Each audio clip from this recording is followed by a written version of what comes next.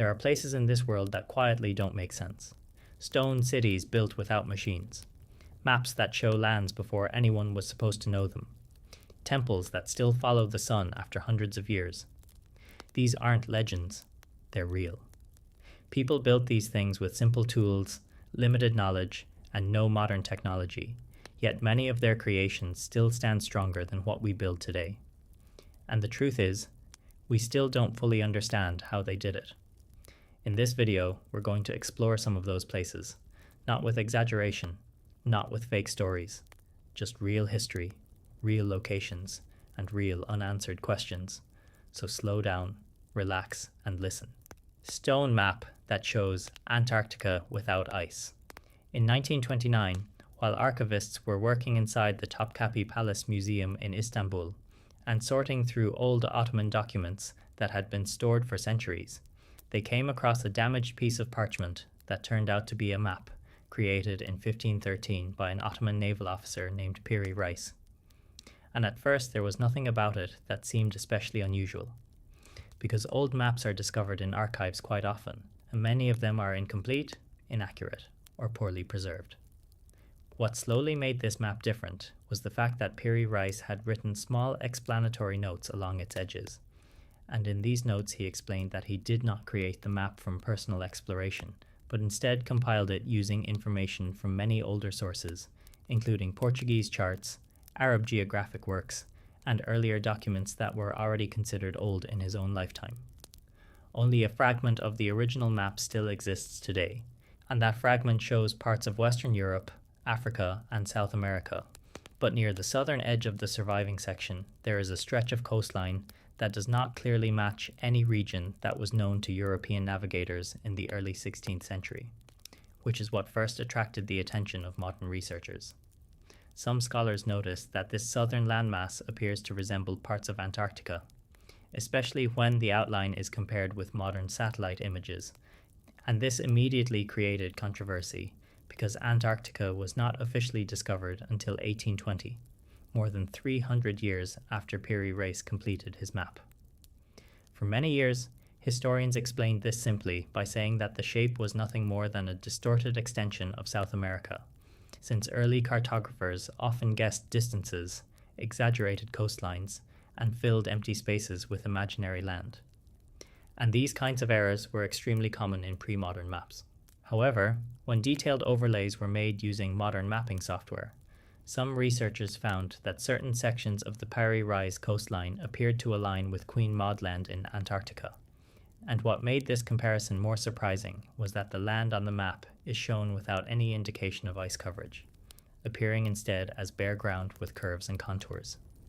Today, Antarctica is covered by ice sheets that in many places are several kilometers thick, and scientific evidence suggests that much of this ice has existed for thousands of years, which raises an obvious question about how any ancient source could have recorded the shape of the land beneath it. One explanation is that the resemblance is simply coincidence, because human perception naturally looks for familiar patterns, especially when people already know what modern maps look like. And as a result, random shapes can appear meaningful when they are viewed in the right context. Another explanation is that Piri Reis may have had access to very old maps that are now lost, created by earlier civilizations whose geographical knowledge has largely disappeared. And over centuries, these maps may have been copied, translated, and modified until only partial versions survived.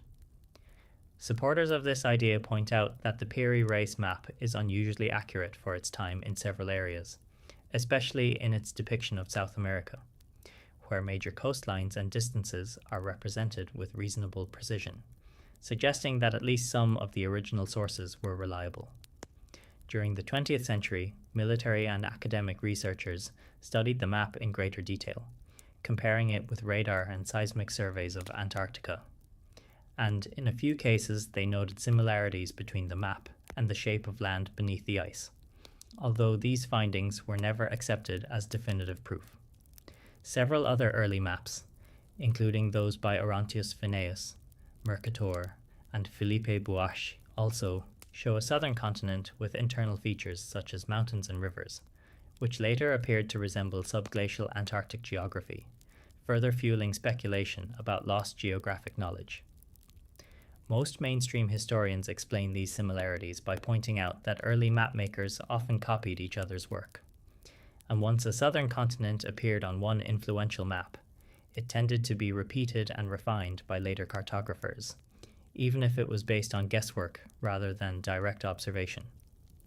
Piri Reis himself never claimed to possess secret or advanced knowledge, and he never suggested that he or anyone else had traveled to Antarctica, because his own notes make it clear that he was simply collecting and organizing existing information as accurately as he could. After his death in 1554, the map disappeared into archives and remained largely forgotten for centuries, until it was rediscovered in the early 20th century and gradually attracted international attention from historians, geographers, and scientists. Today, the surviving fragment is preserved in Istanbul under controlled conditions, where it continues to be studied using modern imaging and analytical techniques. Yet, despite decades of research, no final agreement has been reached about what the southern landmass truly represents. Some researchers remain convinced that it is nothing more than an error that happens to resemble Antarctica, while others believe it reflects fragments of much older geographic traditions that have been lost to time, and between these two positions lies a wide area of uncertainty. What makes the Piri Reis map so compelling is not that it proves any particular theory, but that it resists simple explanation because it contains elements that fit comfortably within known history and others that do not, forcing researchers to acknowledge how incomplete our understanding of the past really is. It reminds us that much of human knowledge has disappeared through war, decay, and neglect, and that what survives often represents only a small fraction of what once existed, preserved by chance rather than intention. In this way, the map stands not as evidence of hidden civilizations or impossible technology, but as a quiet reminder that history is fragmented and that sometimes the most ordinary objects can raise the most enduring questions. Ancient Battery of Baghdad. In the early 1930s, while archaeologists were excavating near the village of Kujut Rabu, outside modern Baghdad, in an area that once formed part of the ancient Parthian Empire, they uncovered a small clay jar that at first appeared ordinary and unimportant compared to statues, inscriptions, and architectural remains found at the site. The object consisted of a terracotta vessel about 15 centimeters tall, inside which was placed a rolled copper sheet forming a cylinder, and inside that cylinder was an iron rod suspended by an asphalt-like seal, creating a sealed structure that immediately raised questions about its original purpose. In 1938, Wilhelm König, an Austrian archaeologist working at the Iraq Museum, examined the artifact and noticed that its structure closely resembled the basic design of a simple electrical cell, with separate metal components that could function as electrodes when placed in an acidic liquid. König proposed that if the jar were filled with substances such as vinegar, lemon juice, or fermented wine, it could generate a small electrical current, making it similar in principle to a modern battery, even though it predated known electrical technology by nearly 2,000 years. This suggestion immediately attracted attention because the artifact was dated to roughly the Parthian or early Sasanian period, between the 1st century BCE and the 3rd century CE, a time when there is no historical record of controlled electrical experimentation.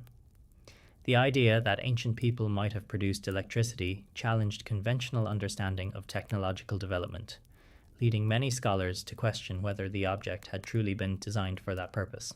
Some researchers attempted to recreate the artifact using similar materials, and in controlled experiments they found that when filled with acidic liquids, the replica jars could indeed generate low-voltage electricity, usually between 1 and 2 volts, enough to power small electrochemical reactions. These experiments demonstrated that the object could function as a battery in principle, but they did not prove that this was its original intended use, because functionality does not automatically imply purpose. Critics argued that the jar could just as easily have been used for storing scrolls, religious relics, cosmetics, or medicinal substances, especially since similar clay containers were common in ancient Mesopotamia. They also pointed out that no wires, electrical devices, or related equipment had ever been found at the site, making it difficult to support the idea of an organized electrical system. Another theory suggested that the jars were used for electroplating, a process in which a thin layer of metal is deposited onto an object using electrical current, because some ancient artifacts show evidence of very fine gold coatings that appear unusually uniform. Supporters of this theory proposed that small electrical currents could have been used to plate jewelry or ritual objects, although no workshop containing multiple batteries has ever been discovered to confirm this practice. Some historians believe the objects may have had a religious or symbolic function, possibly connected to rituals involving liquids, metals, and sealed containers, where their structure held meaning rather than technological utility. Others argue that the resemblance to a battery is coincidental, and that modern observers are projecting contemporary knowledge onto ancient artifacts that were created for entirely different reasons. The absence of written records describing electricity, experimentation, or related devices in Parthian or Sasanian texts further complicates interpretation, because technological traditions usually leave at least some documentary trace. It is also possible that these jars were part of a larger system that has not survived, since organic materials such as wood, leather, and fibers decay over time, leaving only durable components behind. Over centuries, wars, floods, and urban development destroyed much of ancient Mesopotamian infrastructure, meaning that contextual evidence may have been lost permanently. After their discovery, the so-called Baghdad batteries were stored in museums and studied intermittently, often attracting renewed attention whenever public interest in ancient mysteries increased. During the late 20th century, popular media began presenting the objects as proof of lost advanced technology, sometimes exaggerating experimental results and ignoring scholarly caution. Most professional archaeologists remain skeptical of these claims and emphasize that no clear evidence exists for practical electrical use in the ancient Near East. They argue that extraordinary claims require strong supporting data, which has not yet been produced in this case. Nevertheless, the artifact continues to attract attention because it occupies an unusual space between plausible engineering and speculative interpretation. It represents a situation where modern observers can demonstrate possible function, yet cannot confirm historical intent. This gap between what an object can do and what it was meant to do lies at the center of the debate. What is certain is that the Baghdad battery reflects sophisticated metalworking and sealing techniques, showing that ancient craftsmen understood how to combine different materials in stable and durable ways. It also illustrates how much technical knowledge existed in societies often assumed to be technologically simple. Even if the object was not designed as a battery, its construction required careful planning and material understanding. Today, the original artifacts are kept in museum collections, where they continue to be examined using modern analytical methods, including chemical residue testing and microscopic analysis. So far, these studies have not produced definitive proof of electrical use, but they have confirmed that the jars were deliberately assembled rather than accidentally formed. As with many ancient objects, the Baghdad battery resists simple classification because it does not fit neatly into known technological categories. It forces historians to balance open-mindedness with caution. The crystal skull with unknown origins.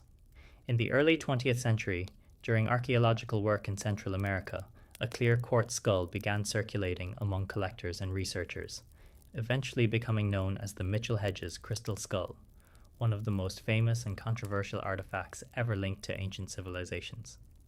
The skull is carved from a single piece of transparent quartz crystal and is roughly life-sized, with carefully shaped eye sockets, nasal cavity, jaw structure, and teeth, all formed with remarkable symmetry and smoothness that immediately raised questions about how it was produced.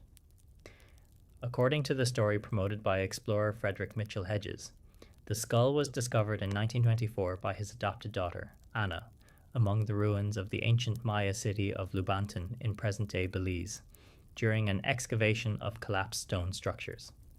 Mitchell Hedges claimed that the skull had been hidden beneath an altar and that it was part of a sacred Maya artifact tradition, possibly used in religious ceremonies or inherited by priestly elites.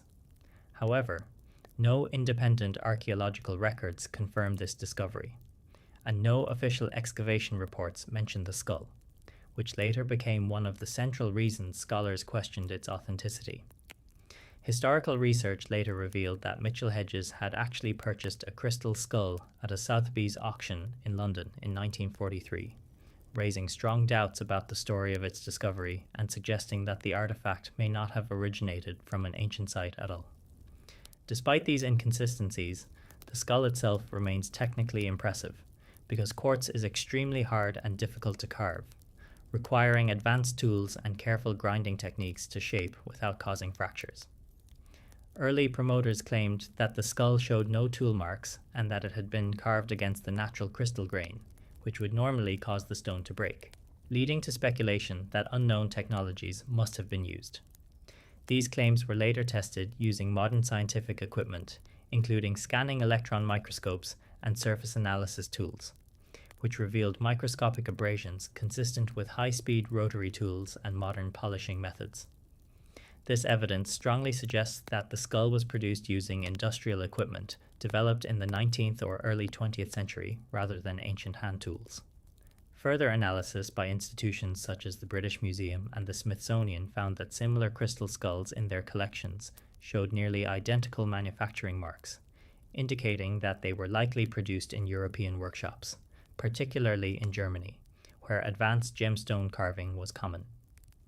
During the late 19th century, skilled craftsmen in cities like Idar Oberstein specialized in cutting and polishing quartz and other hard stones, supplying decorative objects to collectors and museums worldwide. These workshops had the technical ability to produce objects like crystal skulls, using diamond-coated wheels and mechanized grinding tools. It is likely that the Mitchell Hedges skull originated from this environment rather than from a pre-Columbian civilization. Despite strong scientific evidence pointing to a modern origin, the skull became surrounded by myths and supernatural claims, including stories that it possessed healing powers, stored ancient knowledge, or generated unusual electromagnetic effects. Some individuals claimed that meditation near the skull produced visions, emotional changes, or spiritual experiences, further reinforcing its reputation as a mystical object. These interpretations were encouraged by popular books, television programs, and New Age movements, which presented the skull as evidence of lost civilizations or extraterrestrial influence. Such portrayals often ignored or minimized laboratory findings in favor of more sensational explanations. From an academic perspective, the crystal skull phenomenon reflects how artifacts can acquire symbolic meaning independent of their actual origin. Once an object enters public imagination, it can become detached from historical context and redefined through storytelling, belief, and repetition. The skull's clear, reflective surface and human-like form make it especially effective at attracting emotional responses, encouraging people to project significance onto it. This psychological dimension plays a major role in sustaining its mystery. Museums and researchers have repeatedly emphasized that there is no credible evidence linking the Mitchell Hedges skull to the Maya or any other ancient American culture. No similar objects have been found in controlled excavations. No historical records describe their use, and no technological traces support ancient manufacture. Instead, the skull fits well within patterns of 19th century antiquities, collecting. When wealthy individuals sought exotic objects and when markets for ancient-looking artifacts were highly profitable. Dealers often supplied museums and private collectors with items that blended craftsmanship with imaginative backstories. In this context, the skull appears less as a lost relic and more as a product of that commercial environment. Yet even with these conclusions, public fascination has not faded. The skull continues to appear in documentaries, books, and films, often presented as unresolved or mysterious despite decades of scientific study. This persistence highlights how emotional narratives can be more powerful than evidence. People are often drawn to stories that suggest hidden knowledge or forgotten wisdom, especially when those stories involve physical objects that can be seen and touched. The Mitchell Hedges skull therefore reveals as much about modern culture as it does about the past. It shows how myths are created, maintained, and protected, even when clear explanations exist. It also demonstrates the importance of careful documentation, scientific testing, and transparency in archaeology. Without reliable records, objects can easily be removed from their true context and reshaped by imagination. In the end, the crystal skull is not evidence of advanced ancient technology or lost civilizations, but it is a powerful example of how craftsmanship, commerce, and storytelling can combine to create enduring mysteries. And in that sense, its real significance lies not in its supposed origin, but in what it teaches us about belief, interpretation, and the way humans construct meaning from material remains. The floating stone temple. In the dry plains of Andhra Pradesh in southern India, near the border with Karnataka, stands the ancient temple complex of Lepakshi, a 16th century monument built during the rule of the Vijayanagara Empire, known for its large-scale architecture, detailed carvings, and sophisticated stone engineering. Among the many pillars that support the temple's main halls, one column stands out because it does not fully touch the ground, leaving a small gap beneath its base that allows thin objects such as cloth, paper, or metal sheets to pass underneath, giving rise to the popular description of the floating or hanging pillar. At first glance, the pillar appears to defy gravity because it seems to be suspended in midair while still supporting part of the structure above, leading many visitors to assume that it represents a lost engineering technique or some form of advanced construction knowledge. However, closer examination shows that the pillar is not actually floating, but is balanced in such a way that its weight is distributed through adjoining beams and nearby columns, allowing it to remain stable even without direct contact with the floor. The Lepakshi temple was constructed primarily from granite blocks, a material that is extremely heavy and difficult to shape, requiring skilled craftsmanship and careful planning, especially when used in complex structural systems involving multiple interlocking components. Engineers and stoneworkers of the Vijayanagara period developed advanced methods for cutting, fitting, and positioning large stone elements without mortar, relying instead on precise measurements and gravity-based balance. The hanging pillar appears to be part of this system, functioning more as a demonstration of structural confidence than as a practical necessity.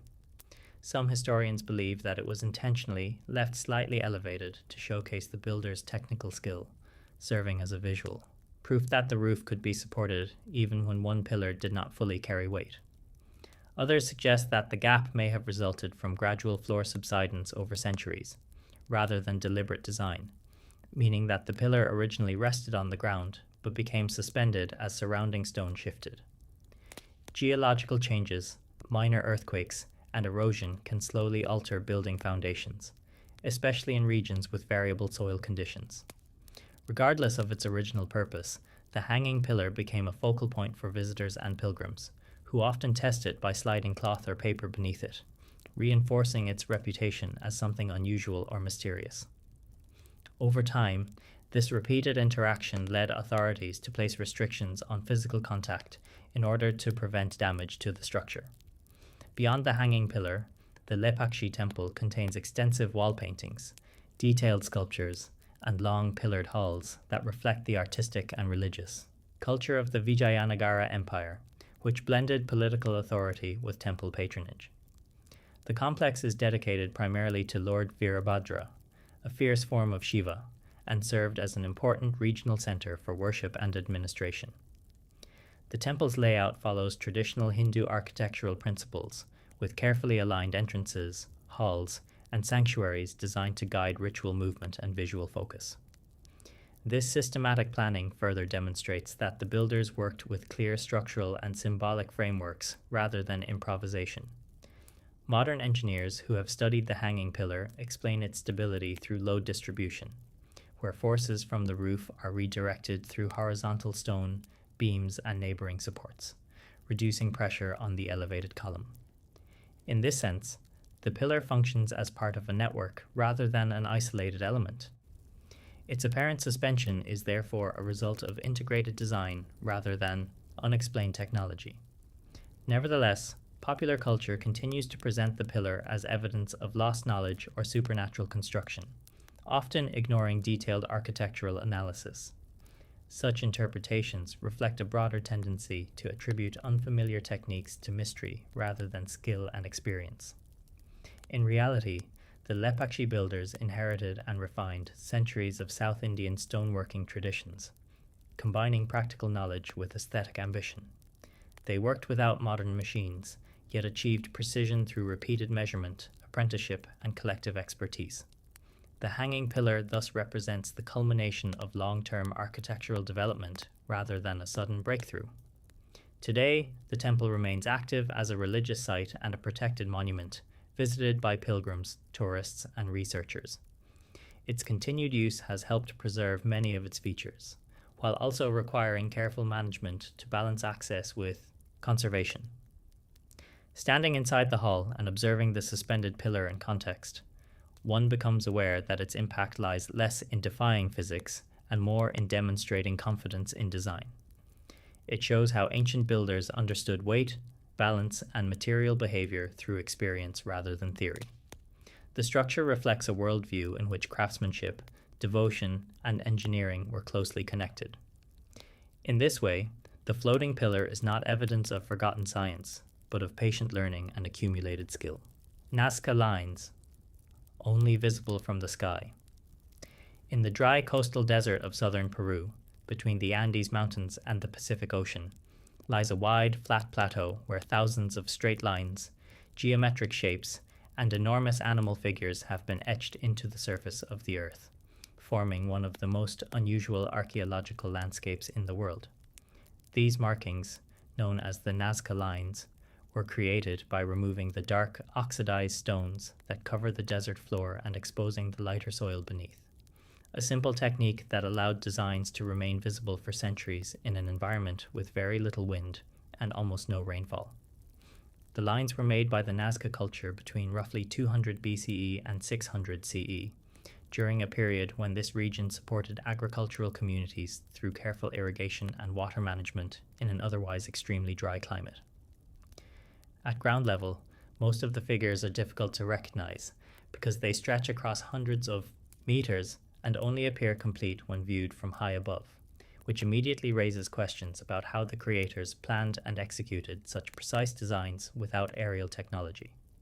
Some of the most famous figures include hummingbirds, monkeys, spiders, whales, and abstract shapes, all drawn with remarkable consistency in line, width, and proportion, suggesting systematic methods rather than spontaneous creation.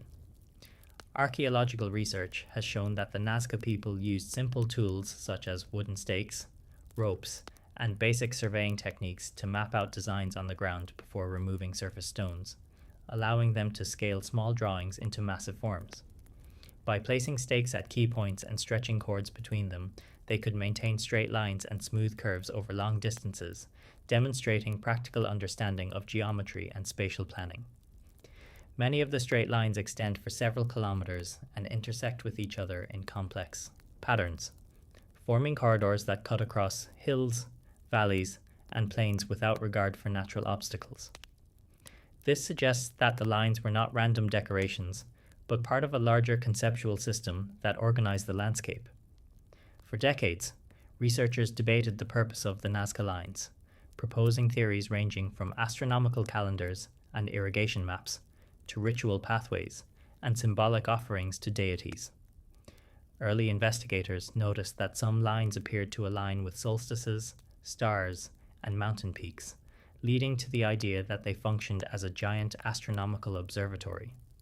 Later studies showed that while a few alignments exist, most do not correspond consistently to celestial events, making this explanation incomplete. Another influential interpretation connects the lines to water rituals, because water was the most critical resource in Nazca society, and many lines lead toward underground aquifers, springs, and ceremonial centers. According to this view, people may have walked along the lines during religious processions to request rainfall and agricultural fertility. Some of the animal figures are associated with rain, vegetation, and seasonal cycles in Andean symbolism, further supporting this interpretation. The open, exposed nature of the plateau would have made these rituals highly visible and socially unifying. Excavations near the lines have uncovered offerings, broken pottery, and wooden posts, indicating that ceremonial activity took place directly on the geoglyphs rather than from distant observation points. This suggests that the creators were not primarily concerned with viewing the figures from the air, but with participating in them from the ground. The fact that the designs are best seen from above may be a byproduct of their scale rather than their intended audience. Over time, the Nazca region experienced environmental stress, including droughts and floods caused by climatic shifts, which weakened agricultural systems and contributed to social change. As communities declined or relocated, maintenance of the lines ceased, leaving them exposed to natural and human damage. Despite this, many geoglyphs survived because of the desert's stable conditions. In the 20th century, aerial surveys and satellite imagery revealed the full extent of the network, showing that it covers hundreds of square kilometers and includes thousands of individual markings. These discoveries transformed the Nazca lines from a local curiosity into a global phenomenon. Modern conservation efforts now focus on protecting the area from vehicle traffic, construction, and tourism-related damage, because even small disturbances can permanently alter the fragile surface. The lines cannot be easily repaired once disturbed, making preservation a major challenge. Popular culture has often presented the Nazca lines as evidence of extraterrestrial contact or advanced lost civilizations, suggesting that only beings with flight could have created or appreciated them. However, archaeological evidence strongly supports human construction using simple tools and organized labor. The scale of the project reflects social cooperation rather than unknown technology.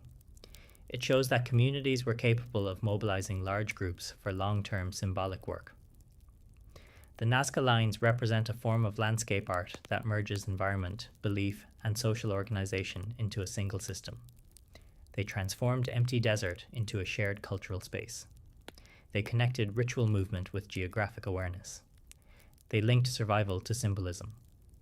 Standing on the plateau today, surrounded by open sky and distant mountains, one becomes aware that the lines were not meant to impress future generations, but to serve immediate social and spiritual needs. They were built for participation, not spectatorship. And their survival is the result of climate, chance, and long-term stability rather than intentional preservation. In this way, the Nazca lines remind us that human creativity does not always take the form of buildings or monuments. Sometimes it is written directly onto the land itself, and sometimes it remains visible only when we gain enough distance to understand what we are seeing. The cave with no echo. Deep in the forested hills of Meghalaya in northeastern India, close to the border with Bangladesh, there is a limestone cave system that behaves in a way that seems to contradict one of the most basic rules of sound. Inside this cave, voices do not return. Claps disappear. Shouts fade instantly. There is no echo. This place is known locally as Krem Masmai, and more specifically, a section of it has become famous as the Eco Cave because of its unusual acoustic properties. In most caves, sound reflects repeatedly off stone walls, creating reverberation and echo that can last several seconds. But here, sound is absorbed. It vanishes almost as soon as it is produced. Visitors often test it instinctively.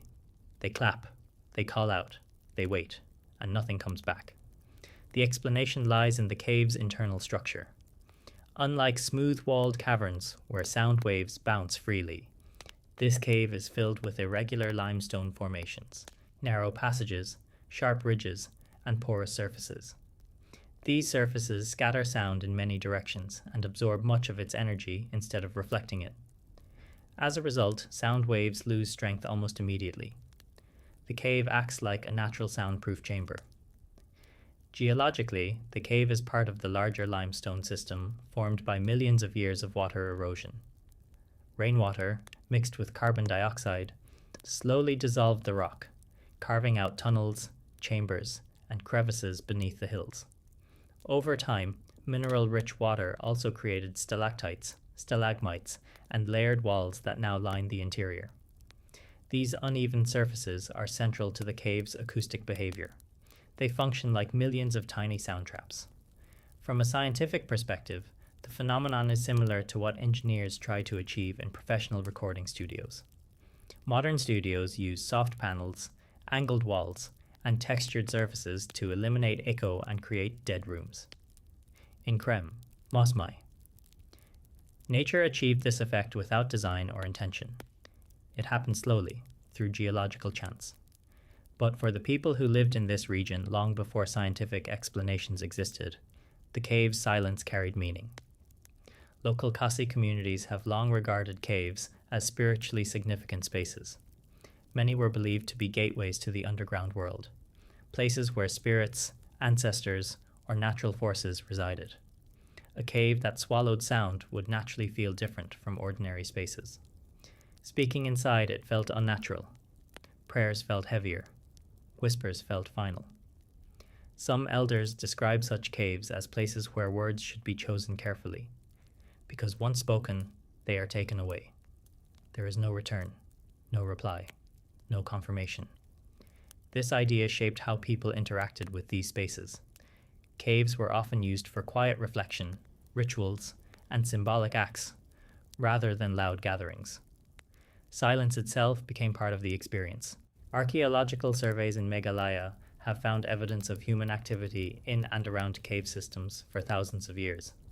Stone tools, pottery fragments, and burial sites indicate that caves served multiple purposes, from shelter to ceremonial use. Although Krem Mausmai is now developed for tourism, many deeper and more remote caves remain untouched. They preserve ancient patterns of human interaction with underground environments. Modern researchers have studied the cave's acoustics using microphones and sound mapping. Their findings confirm that sound absorption inside certain chambers is unusually high compared to typical limestone caves. The geometry of the tunnels creates destructive interference, where sound waves cancel each other out. Instead of reinforcing themselves through reflection, they collapse. This creates an environment where even loud noises fail to travel far. Interestingly, the silence inside the cave also affects human perception. Without echo, the brain receives fewer spatial cues.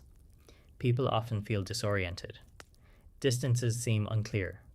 Movements feel slower. Some visitors report mild anxiety or discomfort, even without realizing why. The absence of echo removes a subtle form of feedback that humans rely on unconsciously.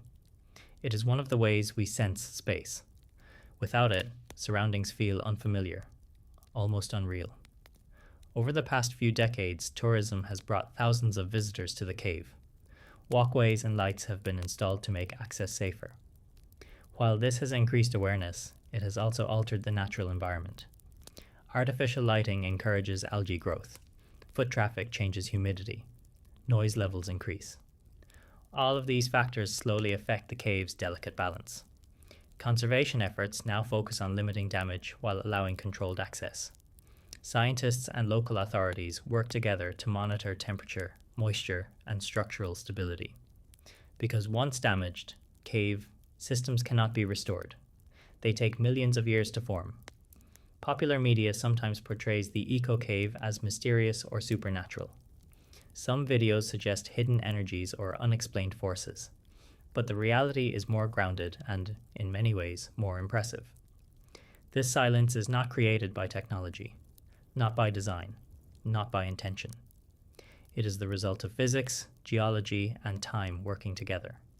It shows how natural systems can produce effects that humans usually associate with advanced engineering. Standing inside the cave today, surrounded by stone and darkness, hearing nothing but your own breathing, you become aware of how dependent we are on sound. We expect the world to answer us, to reflect us, to respond. Here, it does not. Your voice leaves you and disappears.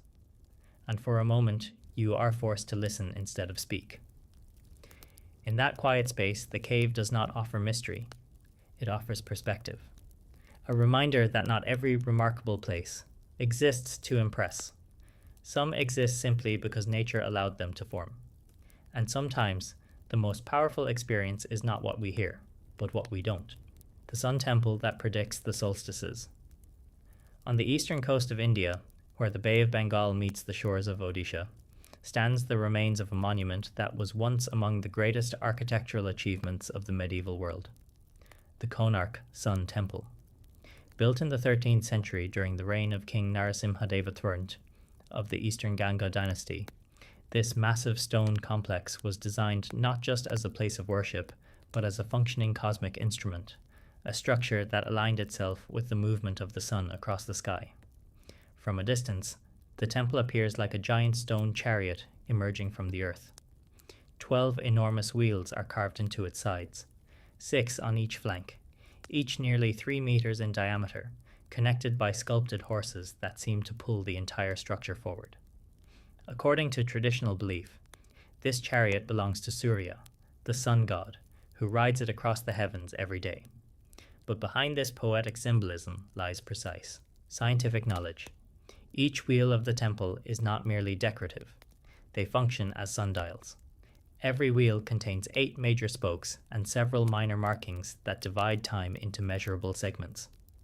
When sunlight falls on these spokes, shadows move across them with remarkable accuracy, allowing observers to calculate the time of day to within minutes. Even today, centuries later, these stone clocks still work. More astonishing is the temple's alignment with solar events. The main axis of the original structure was oriented so that on key days of the year, especially during the solstices and equinoxes, sunlight would strike specific points inside the sanctuary. Historical records suggest that during the early morning of certain solar transitions, rays would pass through the entrance and illuminate the central deity directly. This required an extraordinary understanding of astronomy, geography, and mathematics. To achieve this, the builders had to know the precise latitude of the site, the seasonal path of the sun, and the subtle shifts in sunrise angles across the year. They also had to calculate these values without modern instruments, without telescopes, without satellites, only through observation, record keeping, and inherited knowledge. Indian astronomy was already highly developed by this period. Texts such as the Surya Siddhanta, written centuries earlier, described planetary motions, eclipses, and solar cycles with surprising accuracy. Temple architects worked closely with scholars, priests, and astronomers to transform this knowledge into stone. The Konark Temple is one of the clearest physical expressions of this collaboration. Every part of the structure reflects cosmic order. The wheels represent time. The horses represent energy and motion. The chariot itself represents the passage of the sun through the universe. Even the placement of sculptures follows symbolic patterns connected to solar mythology and seasonal rhythms. The temple was originally far taller than it is today. Historical accounts describe a main tower rising over 70 meters, visible from ships far out at sea. Some sources suggest that a massive lodestone or iron beam was once placed at the top, possibly to stabilize the structure or create symbolic alignment. Over time, however, the temple suffered from natural erosion, storms, and human interference. By the 19th century, much of the main tower had collapsed. The British colonial administration eventually filled parts of the interior with sand to prevent further damage. Yet even in its partial state, the temple's scientific design remains visible. Researchers studying the site have confirmed that the angles of the wheels and walls correspond closely to solar positions at different times of year. During the summer solstice, when the sun reaches its northernmost point, shadows fall in distinct patterns across the courtyard. During the winter solstice, when the sun reaches its southern limit, light interacts with different sections of the structure. These patterns were not accidental, they were engineered. What makes this even more remarkable is the scale of construction.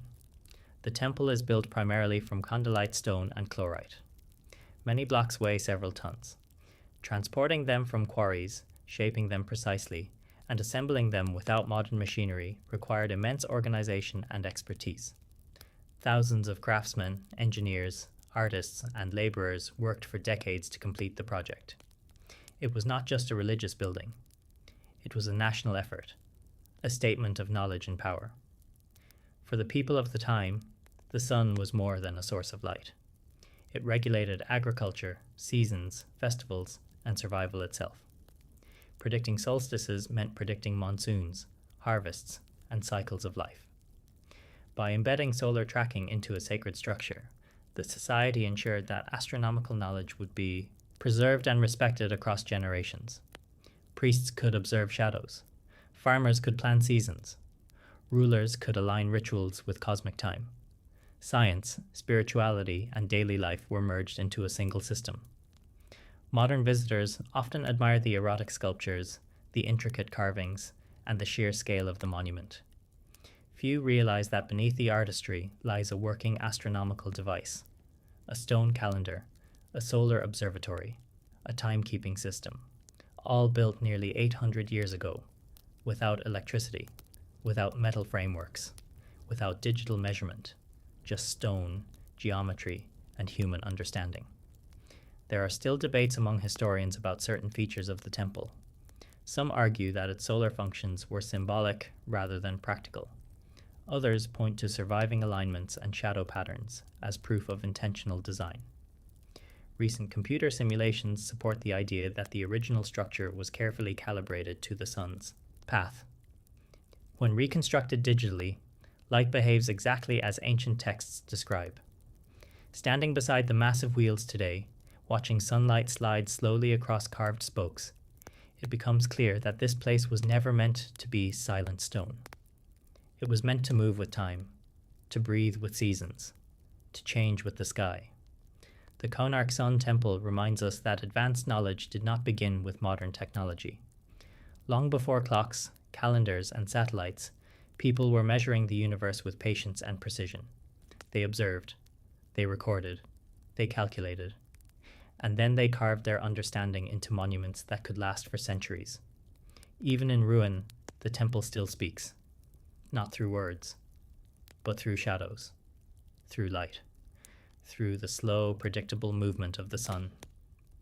A silent reminder that time was once written in stone. City that vanished overnight. On the wide, dusty plains of the Indus River in present-day Pakistan lies the quiet remains of a city that once stood among the most advanced urban centers of the ancient world, a place called Mohenjo-Daro, whose name today means Mound of the Dead, even though when it was first built more than 4,000 years ago, it was full of life, movement, voices, markets, families, and daily routines that followed an order and discipline rarely seen in ancient societies. When archaeologists first began excavating the site in the early 20th century, they quickly realized that this was not a random settlement that had grown slowly over time, but a carefully planned city designed with intention, precision, and a deep understanding of engineering, sanitation, and social organization, with straight streets laid out in grid patterns, standardized brick houses built to uniform measurements, and an underground drainage system that carried waste away from homes in a way that would not become common in many parts of the world until thousands of years later.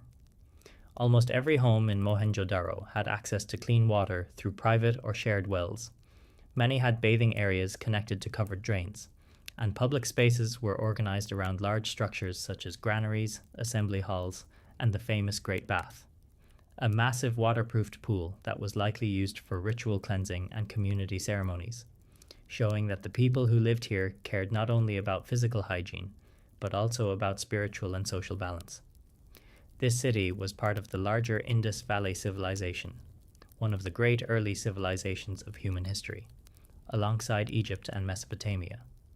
Yet, unlike those cultures, the people of the Indus left behind no readable written records, because their script has never been fully deciphered, which means that everything we know about them must be learned from their buildings, tools, objects, and bones, rather than from kings' lists, religious texts, or historical documents.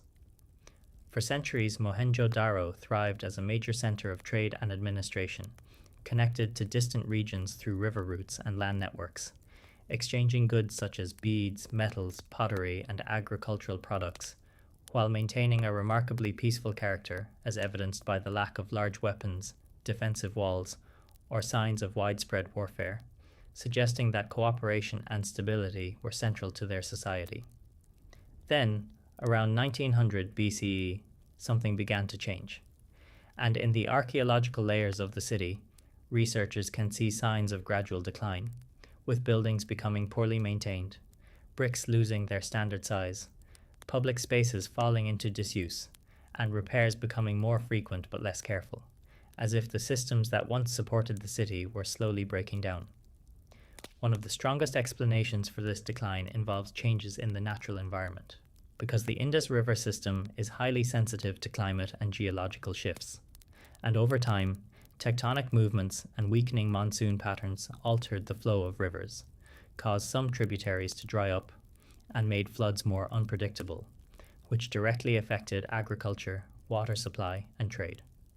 Excavations show multiple layers of flood sediment covering parts of the city, indicating that Mohenjo-Daro was repeatedly damaged by rising waters, forcing residents to rebuild their homes on higher platforms, raise streets, and constantly adapt to worsening conditions, until eventually the effort required to maintain the city became greater than the benefit of staying.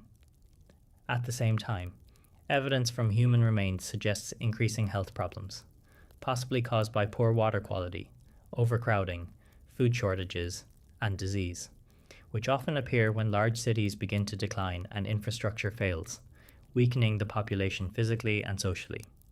Some skeletons have been found lying in streets and houses, leading early researchers to imagine sudden disasters. But modern analysis shows no signs of mass violence or catastrophic explosions, instead pointing toward a slow process of abandonment in which people left gradually, family by family, generation by generation, searching for safer land, more reliable water, and better opportunities elsewhere. As central authority weakened, trade networks collapsed, agricultural production declined, and public institutions lost their ability to function. The city slowly emptied, until one day it was no longer a living place, but a shell of brick and stone standing silently on the plain, waiting to be covered by dust, floods, and time. For nearly 3,000 years, Mohenjo-Daro remained buried and forgotten, its streets hidden beneath layers of sediment, its wells filled with debris, and its houses reduced to low mounds, until modern archaeologists uncovered it and were astonished by how complete and advanced it still appeared, like a snapshot of ancient urban life frozen in place. Today, the city faces a new kind of disappearance, as rising groundwater, salt erosion, pollution, and tourism slowly damage the fragile bricks, threatening to erase what remains of this extraordinary civilization, reminding us that even after surviving for millennia, human achievements can still vanish if they are not protected. Mohenjo-Daro does not tell us its story through words, kings, or monuments, but through silent streets, empty wells, and abandoned homes, offering a quiet lesson about how even the most organized and advanced societies depend on fragile systems of nature, cooperation, and balance, and how when those systems fail, even great cities can fade away without noise, without war, and without witnesses. Spiral tower that defies gravity. Rising slowly from the flat plains of northern Iraq, near the banks of the Tigris River, stands one of the most unusual and visually striking structures ever built in the medieval Islamic world, a massive spiral tower known as the Malwiya Minaret of Samarra, whose twisting form seems to climb toward the sky in defiance of gravity, time, and destruction, even after more than 1,000 years of wars, weather, and political change. The minaret was constructed in the 9th century during the reign of the Abbasid Caliph al-Mutawakkil, at a time when Samarra served as the capital of the Islamic Empire and one of the largest cities on earth, stretching for more than 40 kilometers along the river, filled with palaces, mosques, gardens, libraries, and administrative centers that reflected the wealth and power of a civilization at its peak.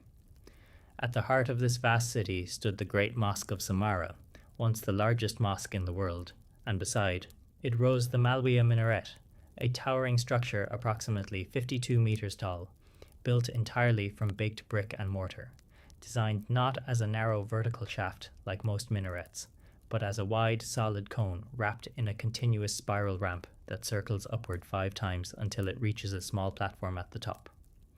This spiral ramp was wide enough for a person, and in some accounts even a horse, to walk all the way to the summit, allowing the muezzin, the person who called worshippers to prayer, to ascend gradually without climbing steep stairs, turning the act of reaching the top into a slow ceremonial journey that mirrored spiritual ascent.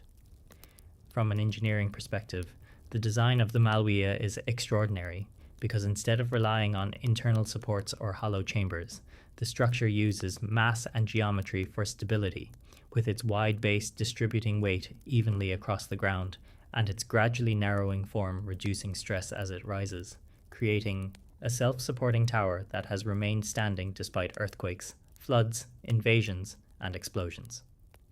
The foundation alone is several meters thick, carefully laid on compacted soil near the riverbank, while the bricks were arranged in patterns that strengthened the structure against horizontal and vertical forces, showing that Abbasid engineers possessed an advanced understanding of load distribution, materials, and long-term durability.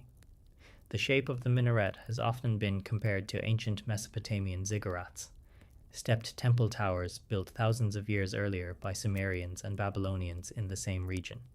And some scholars believe the Malwea intentionally echoes this older architectural tradition, symbolically connecting Islamic civilization to the deep history of the land it inherited. At the same time, the spiral form carries strong spiritual meaning, representing movement, continuity, and the idea of approaching the divine through gradual progress rather than sudden elevation, making the minaret not just a functional structure, but a visual expression of religious philosophy. When Samarra was at its height, the minaret dominated the skyline, visible from kilometers away, acting as both a religious beacon and a political symbol that announced the presence of imperial authority to travelers approaching the city, reminding them that they were entering a center of learning, governance, and faith. Yet Samarra's prominence was short-lived, and within decades of its construction, the Abbasid capital returned to Baghdad, leaving the city partially abandoned, with many of its grand buildings slowly falling into ruin as resources and population shifted elsewhere. Over centuries, the great mosque collapsed, its vast courtyard filled with sand and debris, its walls eroded by wind and rain. But the Malwea minaret remained standing, isolated in the open landscape like a silent monument to a vanished metropolis. The tower survived Mongol invasions, regional conflicts, and long periods of neglect. But in 2005 it suffered significant damage during modern warfare when an explosion struck its upper section, cracking parts of the spiral and weakening the structure, raising fears that it might finally collapse after more than a millennium of endurance. Since then, preservation efforts have focused on stabilizing the minaret and preventing further deterioration, although political instability has made long-term conservation difficult, leaving the future of the monument uncertain. From a distance, the Malwea still appears almost impossible, a massive brick mountain shaped into a smooth upward curve, standing without steel, concrete, or internal reinforcement, relying entirely on ancient craftsmanship and mathematical intuition to remain upright. Climbing the spiral today, when access is permitted, is a slow and meditative experience, as each step reveals wider views of the surrounding plains and the winding Tigris River, while the city's ruins spread out below like fragments of a forgotten world. With every turn of the ramp, the sense of scale becomes clearer, and the realization grows that this tower was not built merely to be tall, but to be lasting, to resist gravity through patience, balance, and intelligent design rather than brute force. The Malwea minaret stands as evidence that advanced engineering did not begin with modern materials or machines, but with careful observation, experience, and respect for physical laws, developed through generations of builders who learned how stone and brick behave under pressure and time. It also stands as a reminder that even the most powerful empires can fade, leaving behind only a few structures to speak for them, structures that must now carry the memory of entire cities and cultures on their own. In the quiet plains of Samarra, where wind moves across abandoned foundations and birds circle above empty courtyards, the spiral tower continues to rise, toward the sky, unchanged in purpose, unchanged in form, silently repeating a message carved in brick more than 1,000 years ago, that true strength does not come from speed or excess, but from balance, patience, and understanding. Doorway called the Gate of Gods. High in the southern Peruvian Andes, near the cold blue waters of Lake Titicaca and the wind-swept plateaus that stretch toward Bolivia, there stands a massive stone carving cut directly into a natural rock face, a structure that looks less like a building and more like a doorway left behind by something that never arrived, or perhaps something that once passed through and never returned. This place is known as Puerta de Hayumarca, often translated as the Gate of the Gods, and it sits more than 3,800 meters above sea level, surrounded by empty grasslands, scattered boulders, and distant snow-capped peaks, in a landscape where silence feels ancient and time seems to move slowly. The gate was discovered by the modern world in 1996, when a local guide named José Luis Delgado Mamani came across it while exploring the region. Although local communities had known about the carving long before that, passing down stories about it through generations as a sacred place connected to spirits, ancestors, and other realms. Carved from a single slab of red sandstone, the structure measures roughly 7 meters high and 7 meters wide, with a central T-shaped niche cut into its surface, forming what looks like a smaller doorway within a larger frame, as if it were designed to hold something important or to serve as an entrance to something invisible. There is no chamber behind it, no tunnel, no hidden room, just solid rock. Yet the precision of the carving suggests deliberate planning rather than decoration, because shaping stone at this scale requires significant effort, specialized tools, and coordinated labor. Archaeologists believe the gate was likely created by the Tiwanaku civilization, or a related culture that flourished in the region more than 1,000 years ago, long before the rise of the Inca Empire, and was part of a wider network of ceremonial sites centered around Lake Titicaca. The Tiwanaku people were master, stone workers, capable of cutting and fitting massive blocks with extraordinary accuracy, as seen in nearby sites such as Pumapunku and Tiwanaku itself, where stones weighing tens of tons were shaped with smooth surfaces and sharp angles that still puzzle engineers today. Within this cultural context, the Gate of the Gods was probably a ritual monument, designed for ceremonies involving offerings, prayers, and symbolic journeys between the human world and the spiritual realm, reflecting Andean beliefs that mountains, lakes, and stones were living beings inhabited by powerful forces. According to local legends, the gate was once used by priests who possessed a sacred object known as the Key of the Seven Rays, which allowed them to open the doorway and travel to the land of the gods, returning with knowledge, healing, or guidance for their people. Other stories speak of heroes and shamans who disappeared into the gate during times of crisis, never to be seen again, leaving behind only myths that blended history with imagination. These legends gained international attention in the late 20th century, when writers and alternative researchers began promoting the site as evidence of interdimensional portals or extraterrestrial contact, claiming that the gate was not symbolic but functional in ways science could not yet explain. Visitors soon reported unusual sensations near the structure, including dizziness, changes in body temperature, vivid dreams, and feelings of pressure or vibration, experiences that were often interpreted as signs of hidden energy or altered states of consciousness.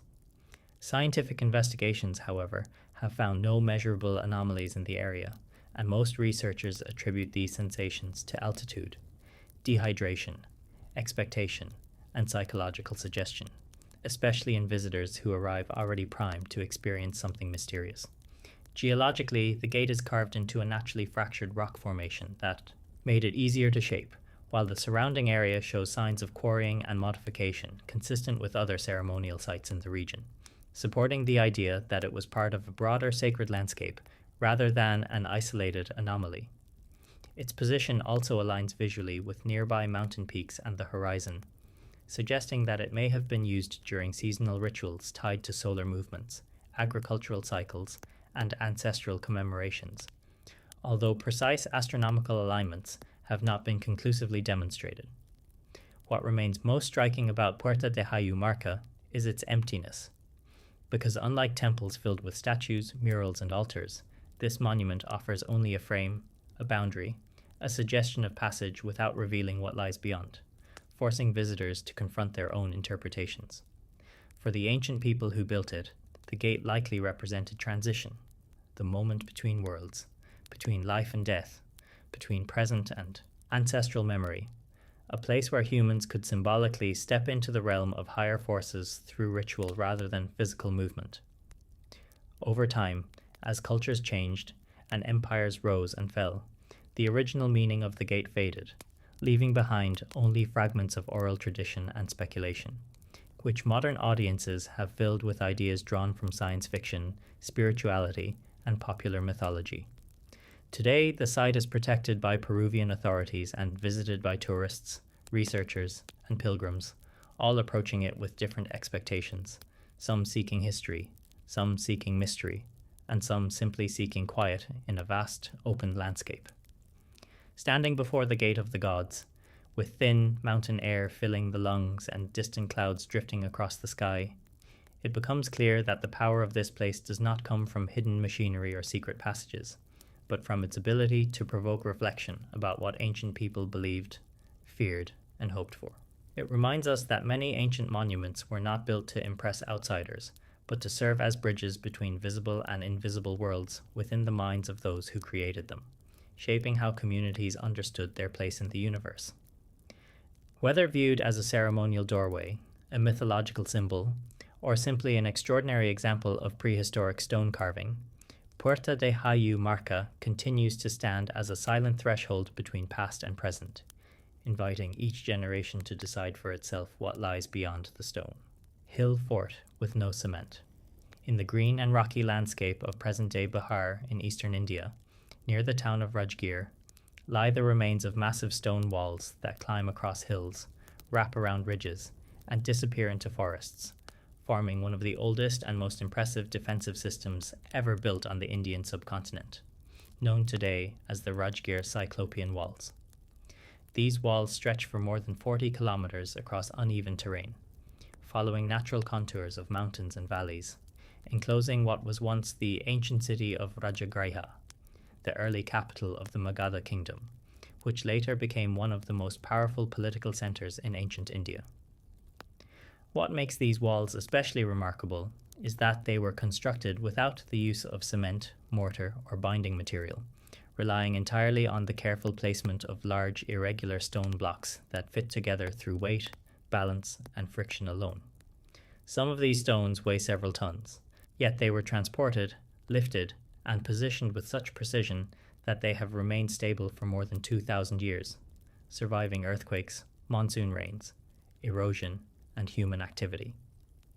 Historians believe the walls were originally built between the 6th and 4th centuries BCE, during a period when Magadha was expanding rapidly under rulers such as Bimbisara and Ajatashatru, who sought to protect their capital from rival kingdoms and internal conflicts.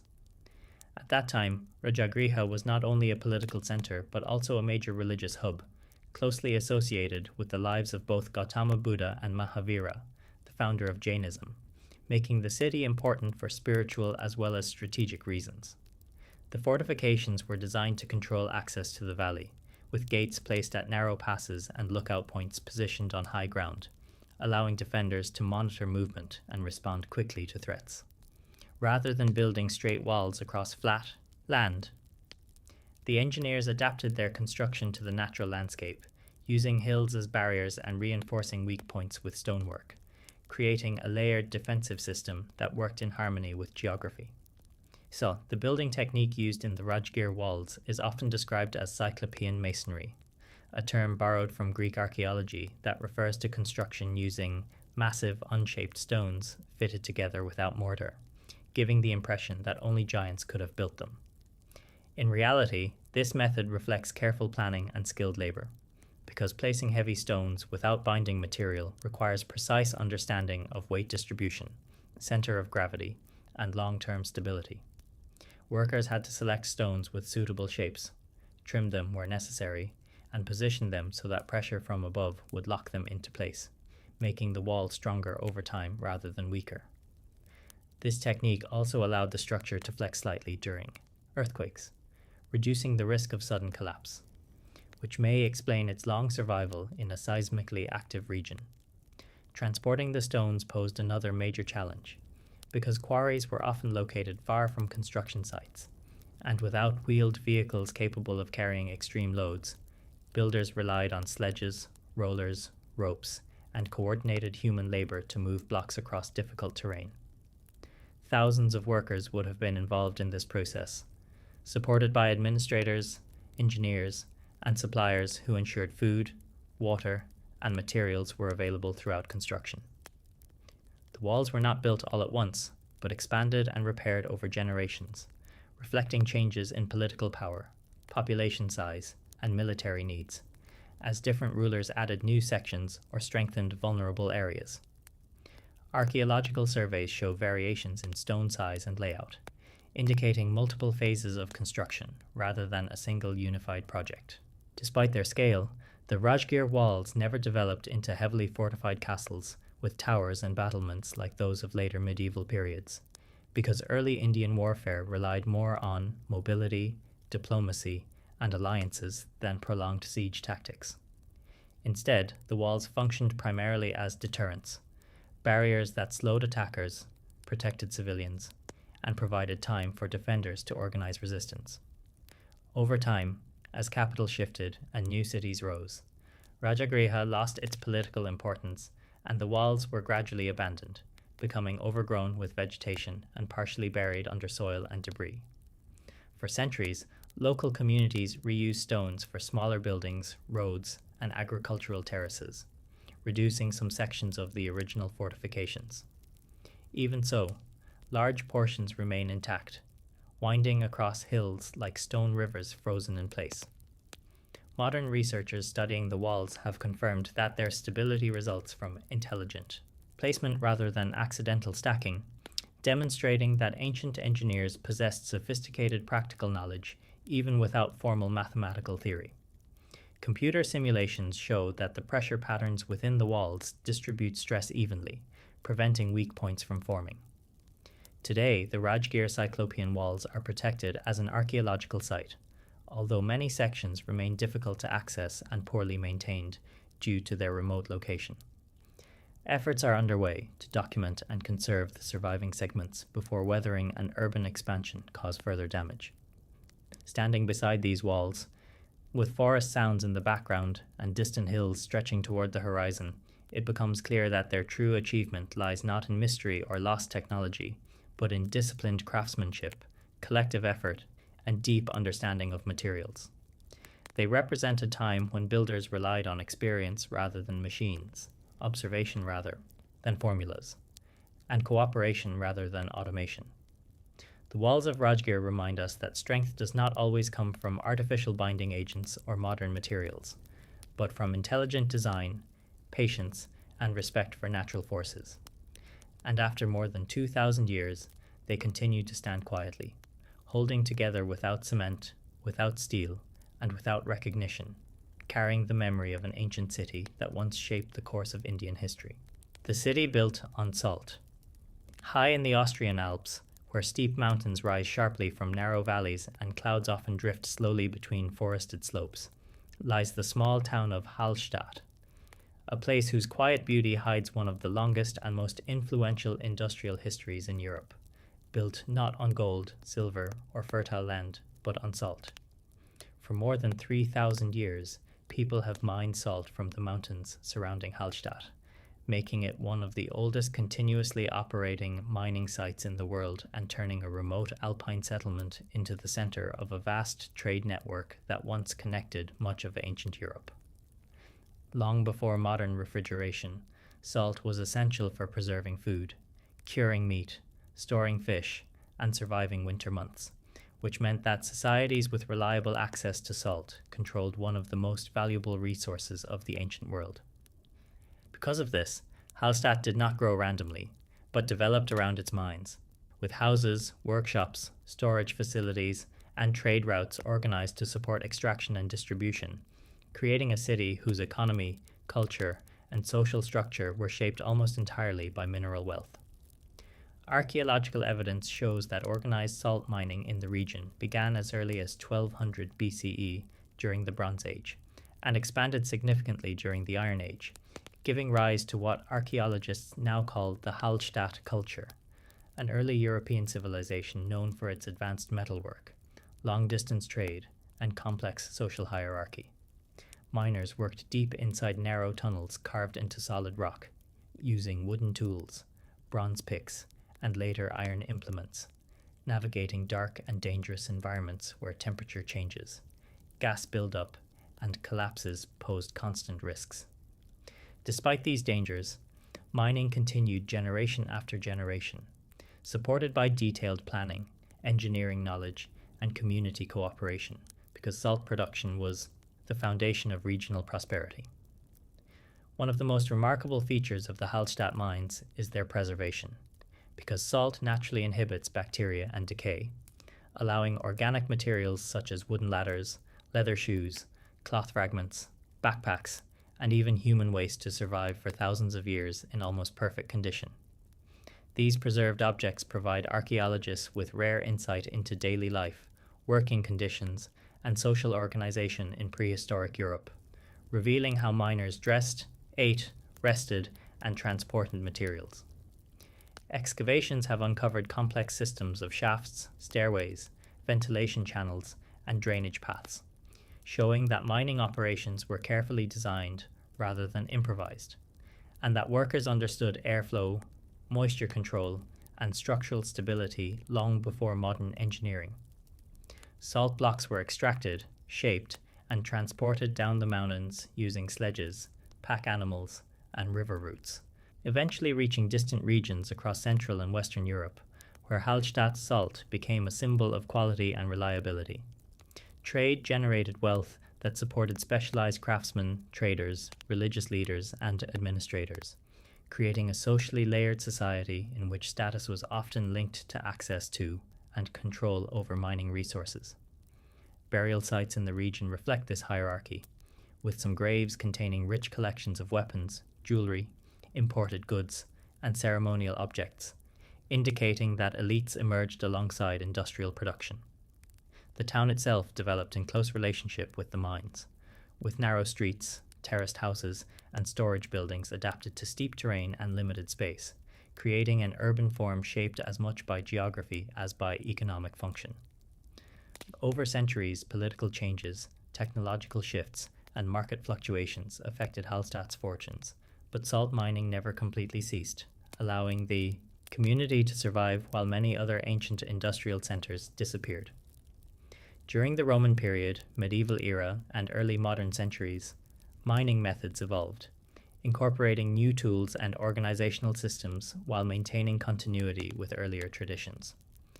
In the 19th century, systematic archaeological excavations revealed the full historical importance of the site, establishing Hallstatt as a key reference point for understanding European prehistory. Today, the mines function both as active industrial facilities and as cultural heritage sites, where visitors can walk through tunnels that were first cut thousands of years ago, experiencing the physical environment that shaped generations of workers.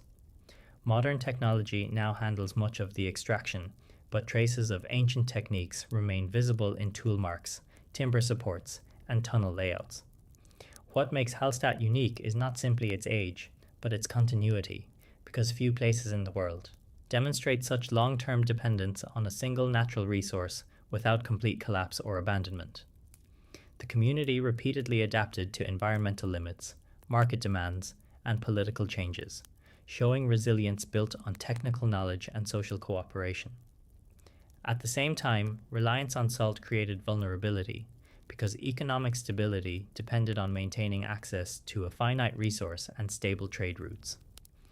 Periods of disruption, such as wars or transportation breakdowns, could quickly threaten livelihoods. Yet Hallstatt endured. Standing beside the calm lake today, with mountains reflected in still water and wooden houses lining the shore, it is easy to forget that this peaceful town was once a major industrial center powering regional economies. Beneath the surface, deep inside the mountain, lie tunnels carved by countless hands over thousands of years, preserving the memory of labor, risk, and persistence.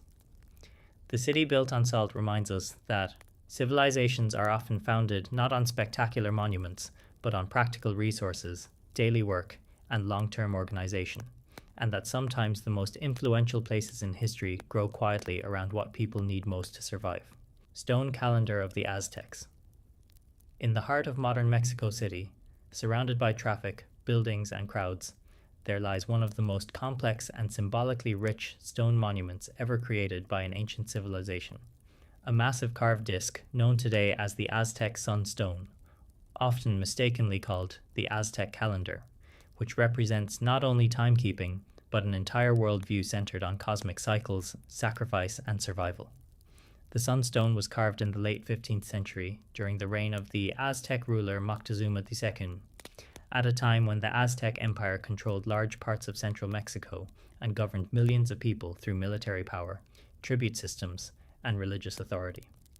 Made from a single block of basalt weighing more than 24 tons, the stone measures nearly 4 meters in diameter and is covered with intricate carvings arranged in concentric circles, each layer representing different aspects of time, mythology, astronomy, and ritual.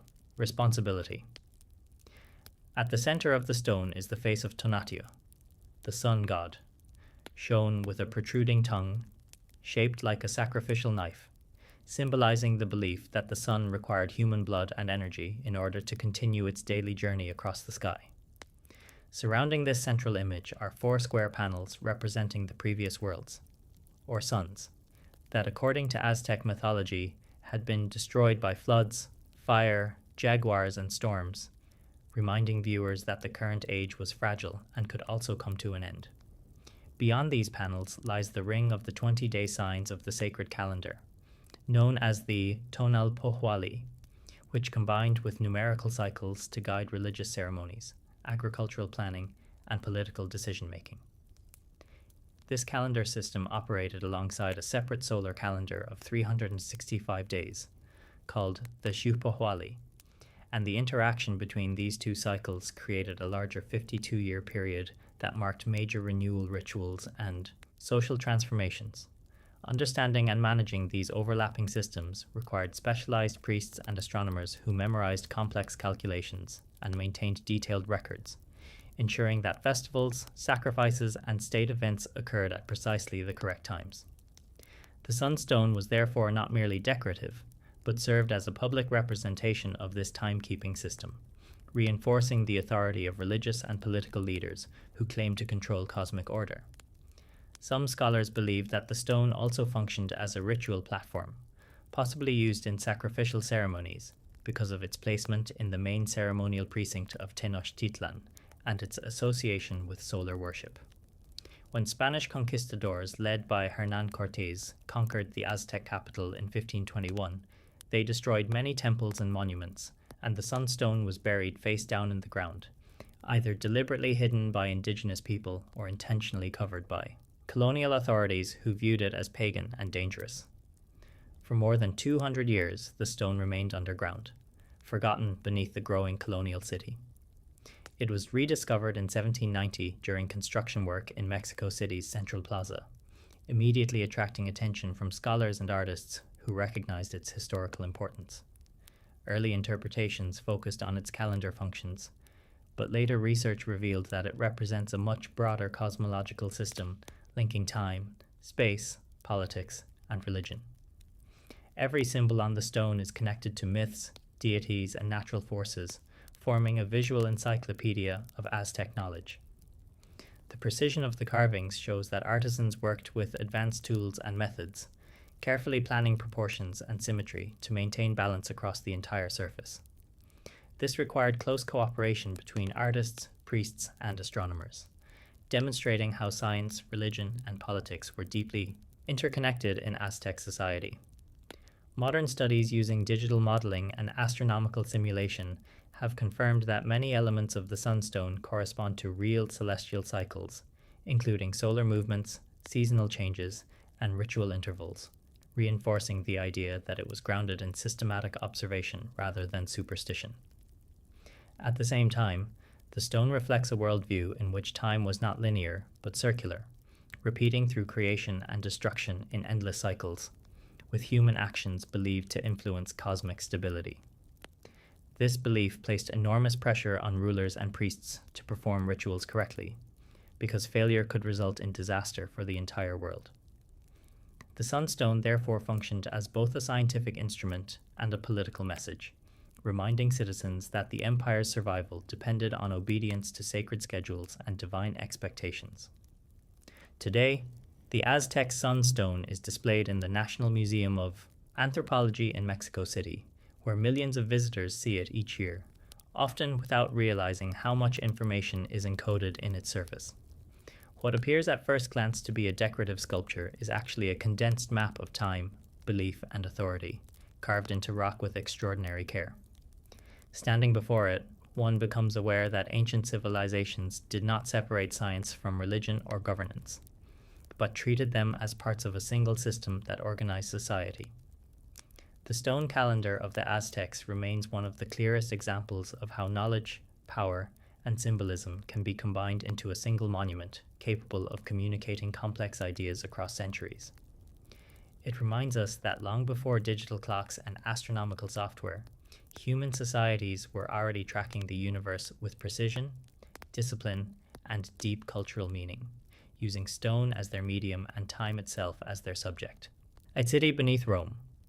Beneath the crowded streets, traffic, and historic monuments of modern Rome lies another city, older, darker, and far more complex than anything visible on the surface. A vast underground world made of tunnels, chambers, aqueducts, foundations, and burial grounds that preserves nearly 3,000 years of continuous human activity. This hidden city was not built all at once, nor was it planned as a single project, but developed slowly over centuries as different civilizations dug, rebuilt, collapsed, and rebuilt again on the same ground, layering their structures one on top of another until Rome became a vertical archive of history. The earliest underground spaces were created by the ancient Romans through quarrying and mining, as they extracted soft volcanic stone called tufa from beneath the city to use in temples, walls, and houses, leaving behind empty cavities that later became storage spaces, shelters, and burial chambers. During the Republican and imperial periods, Rome expanded rapidly, and as buildings grew heavier and more numerous, foundations were dug deeper, roads were raised, and drainage systems were extended, pushing earlier layers further underground. One of the most extensive components of this hidden world is the network of catacombs, underground cemeteries carved into soft rock during the first centuries of the Common Era, primarily used by early Christian and Jewish communities who buried their dead along narrow corridors lined with niches and small chapels. Contrary to popular belief, these catacombs were not secret hiding places for persecuted Christians, but organized burial grounds located outside the ancient city walls, following Roman laws that prohibited burial within inhabited areas. They served as places of remembrance, prayer, and community identity, reflecting the religious transformations taking place in the empire. Beyond the catacombs lie vast systems of aqueduct tunnels that once carried millions of liters of fresh water each day from distant mountains into the heart of Rome, supplying fountains, baths, gardens, and private homes. These underground channels were carefully engineered with precise gradients, allowing water to flow by gravity alone across dozens of kilometers, demonstrating technical knowledge that rivaled modern civil engineering. Equally impressive is the Cloaca Maxima, one of the world's oldest sewage systems, originally constructed in the 6th century BCE and still partially functioning today, which drains rainwater and waste from the city into the Tiber River through massive stone-lined tunnels. As Rome grew wealthier, emperors and elites built palaces, temples, and arenas on top of earlier structures, often burying old buildings rather than demolishing them, because it was easier to fill in ruins and build over them than to remove them completely. This practice created layered neighborhoods where ancient shops, homes, and streets now lie, several meters below modern pavement. Excavations beneath churches, palaces, and apartment buildings have revealed Roman marketplaces, taverns, workshops, and apartment blocks preserved almost exactly as they were left, complete with wall paintings, inscriptions, and everyday objects. In some cases, medieval and Renaissance buildings were constructed directly on top of imperial ruins, using ancient columns and bricks as foundations and building materials, creating physical connections between eras. The underground city also includes Mithraea, small subterranean temples dedicated to the mystery god Mithras, which were deliberately built below ground to symbolize caves and cosmic spaces, reflecting the diversity of religious practices in ancient Rome. Over time, floods from the Tiber River, earthquakes, and neglect caused many underground areas to fill with mud and debris, sealing them off and preserving them from further disturbance. In the 19th and 20th centuries, systematic archaeological exploration began revealing this hidden world, as metro construction, utility work, and urban development uncovered forgotten chambers and tunnels. Each new project risked disturbing ancient remains, forcing modern engineers and archaeologists to work side by side, balancing infrastructure needs with heritage protection. Today, Rome operates on multiple levels, with subway lines running alongside ancient aqueducts, modern sewage pipes intersecting Roman drains, and apartment foundations resting on imperial walls. This vertical complexity makes Rome one of the most archaeologically dense cities in the world. What makes the underground city especially remarkable is that it reflects continuity rather than collapse. Because unlike many ancient capitals that were abandoned and rebuilt elsewhere, Rome never stopped being inhabited, forcing each generation to adapt to what came before. The result is a living city built directly on its own past. Walking through Rome, people rarely realize that beneath their feet lie theaters, temples, graves, and homes, stacked like pages in a book written over thousands of years. Only small sections are open to the public, yet those glimpses reveal how everyday life once unfolded in spaces now buried by time. The city beneath Rome reminds us that history is not always something we visit in distant ruins, but something we live on top of every day, shaped by choices made long before we were born. It shows how human societies accumulate rather than erase, building layer upon layer of memory, labor, and belief into the ground itself. And as long as Rome continues to grow and change, this hidden city will remain below, silently holding the foundations of both past and present. The fortress on an impossible cliff. Rising sharply from the barren desert landscape near the western shore of the Dead Sea in southern Israel stands a massive plateau of rock known as Masada, a natural fortress whose steep cliffs and isolated position once made it appear almost impossible to conquer, and which later became one of the most powerful symbols of resistance and survival in ancient history.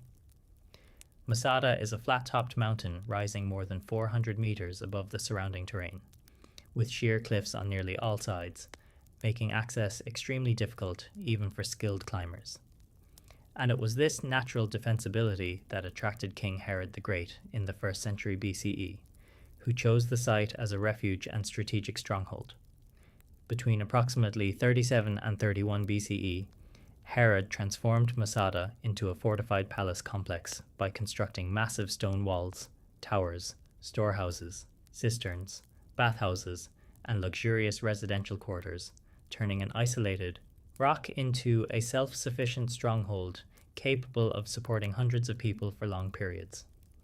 One of the most impressive features of Masada is its sophisticated water management system, which collected rare desert rainfall through channels carved into cliffs and directed it into enormous underground cisterns capable of storing millions of liters of water, ensuring survival even during prolonged sieges. Food storage facilities were equally advanced, with long rows of warehouses filled with grain, oil, wine, and dried goods, allowing inhabitants to maintain supplies for years, demonstrating that the fortress was designed for endurance rather than temporary defense. After Herod's death, Masada passed through several hands until it became occupied by a group of Jewish rebels known as the Sicarii during the First Jewish-Roman War in the 1st century CE, when resistance movements formed against Roman rule in Judea. Following the destruction of Jerusalem in 70 CE, Masada became one of the last remaining centers of organized resistance, housing approximately 1,000 men, women, and children who refused to surrender to Roman authority. In 72 CE, the Roman governor Lucius Flavius Silva led the 10th Legion to besiege the fortress, surrounding it with camps and building a massive circumvallation wall to prevent escape, effectively isolating the plateau from the outside world. The Romans then undertook one of the most ambitious engineering projects of the ancient world by constructing a gigantic earthen ramp against the western side of Masada, using stones, timber, and packed soil to create a sloping pathway that allowed siege towers and battering rams to reach the fortress walls. This ramp, built by thousands of soldiers and enslaved laborers under harsh desert conditions, still stands today as visible evidence of Roman determination and logistical power. Once the ramp reached the wall, the Romans breached the defenses and prepared for a final assault, expecting heavy resistance and high casualties. According to the ancient historian Josephus, the defenders, realizing defeat was inevitable, chose collective suicide rather than capture, killing their families and then themselves, leaving only a few survivors to tell the story. This account has been debated by modern scholars, who question its accuracy and suggest that the event may have been more complex than Josephus described, involving partial resistance, surrender, or later reinterpretation. Archaeological excavations at Masada have uncovered remnants of Roman camps, weapons, pottery, clothing, and human remains, confirming the reality of the siege while leaving some details open to interpretation. These findings show that life on Masada was harsh and disciplined, structured around defense, storage, and survival rather than comfort. The palaces and bathhouses built by Herod stand in sharp contrast to the later rebel occupation, illustrating how the same space served both luxury and resistance at different times. Over centuries, Masada was abandoned and gradually eroded by wind, heat, and earthquakes, until it was rediscovered by European explorers in the 19th century and later excavated systematically in the 20th century. In modern Israel, Masada became a national symbol, representing courage, sacrifice, and determination. And for many years, military units held induction ceremonies on the plateau, declaring that Masada shall not fall again. Today, the site is protected as a UNESCO World Heritage location and visited by hundreds of thousands of tourists each year, who ascend by cable car or hiking paths to walk among ruins that once stood at the center of a dramatic historical struggle. Standing at the edge of the cliffs and looking out over the desert and the Dead Sea, one becomes aware of how geography shaped history, turning a remote rock into a final refuge and a stage for one of antiquity's most enduring stories. The Aitzazutai fortress on an impossible cliff reminds us that architecture is never separate from human emotion, belief, and memory, because stone walls can become symbols, landscapes can become narratives, and isolated places can come to represent entire civilizations. Masada remains a place where engineering, politics, and legend intersect, where natural rock and human determination combine to create a monument that continues to influence identity and imagination long after its builders and defenders are gone. The stone labyrinths of Scandinavia. Along the rocky coastlines, quiet islands, and windswept plains of Scandinavia, especially in Sweden and Finland, there exist hundreds of low stone patterns laid directly on the ground, forming winding circular paths that resemble giant spirals or mazes.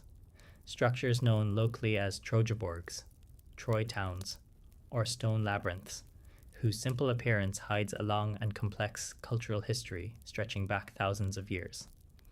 These labyrinths are usually made by arranging small to medium-sized stones into continuous lines that guide a single walking path toward a central point, and then back out again, without dead ends or false routes, meaning that, unlike puzzle mazes, they are designed for movement and experience rather than confusion.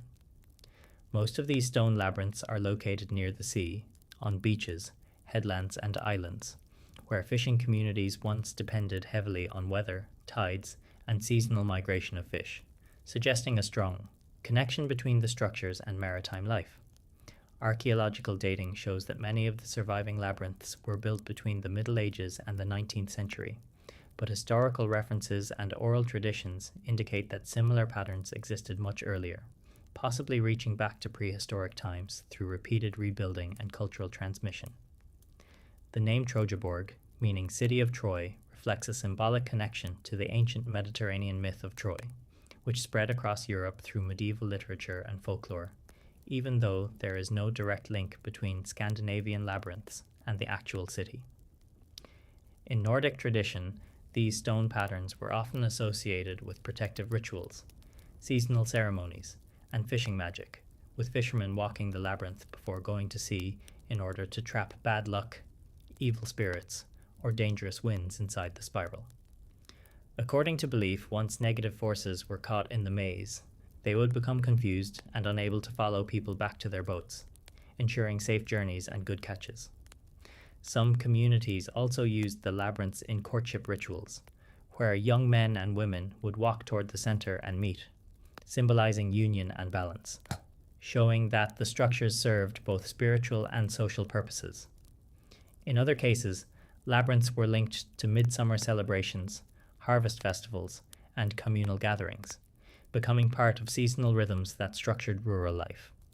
From a practical perspective, building a stone labyrinth required minimal tools and materials, relying mainly on careful placement, spatial awareness, and collective participation, which made them accessible projects for small communities. Despite their simplicity, constructing accurate labyrinth patterns requires precise planning, because the path must remain continuous and evenly spaced throughout, demonstrating an understanding of geometry developed through tradition, rather than formal mathematics. Similar labyrinth designs appear in many parts of the world, including ancient Greece, Roman mosaics, medieval cathedrals, Native American art, and South Asian temples, suggesting that the spiral path holds universally symbolic meaning related to journey, transformation, and return.